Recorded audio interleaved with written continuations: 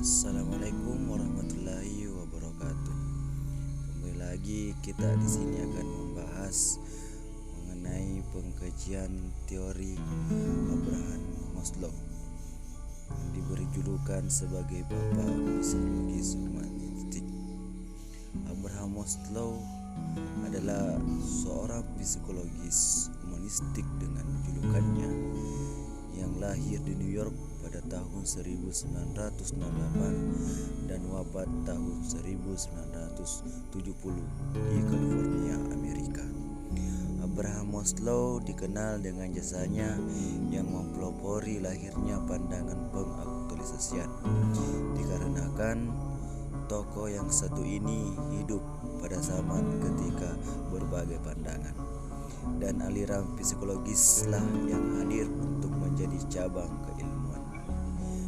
Dan pada tahun 1954 Abraham Maslow memperkenalkan karyanya berupa buku dengan judul Motivation and Personality. Kepopuleran Abraham Maslow dilihat ketika sumbangsinya mengenai ilmu geografi dan juga demografi, sehingga namanya bisa banyak dikenal dan diketahui oleh banyak orang, dan di mana memunculkan urutan teori kebutuhan manusia dari yang terendah yaitu fisiologis, rasa aman, cinta dan rasa memiliki, harga diri, dan sampai ke tahap aktualisasi diri. Yang pertama, kita akan membahas dulu apa sih itu kebutuhan fisiologis. Ya, tentunya kebutuhan fisiologis adalah kebutuhan pokok dan sifatnya juga mendasar, di mana kita bisa ambil contoh yaitu gaji, cuti, waktu libur, dan lain sebagainya. Kebutuhan fisiologis tersebut biasanya kuat dan bersifat memaksa sehingga harus dipenuhi dalam kehidupan sehari-hari. Selanjutnya, setelah kebutuhan fisiologis terpenuhi, maka kebutuhan selanjutnya yaitu rasa akan aman. Mengapa?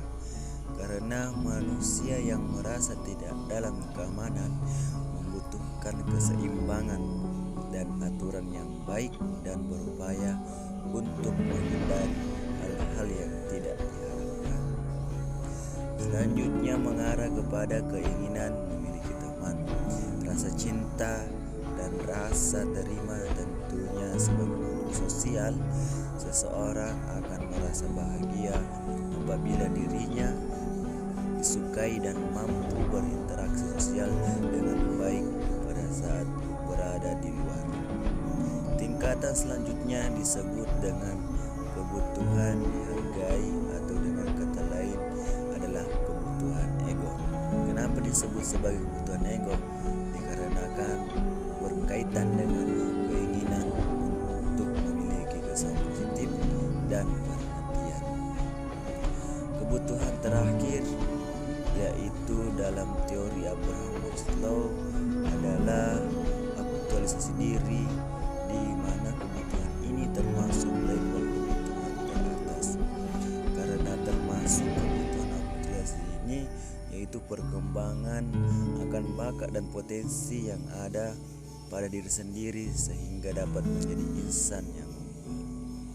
Tentunya Abraham Maslow mempunyai pendapat bahwa manusia memiliki urutan kebutuhannya yang dimulai dari kebutuhan bersifat jasmani sampai kebutuhan tingkat tertinggi yaitu kebutuhan estetis.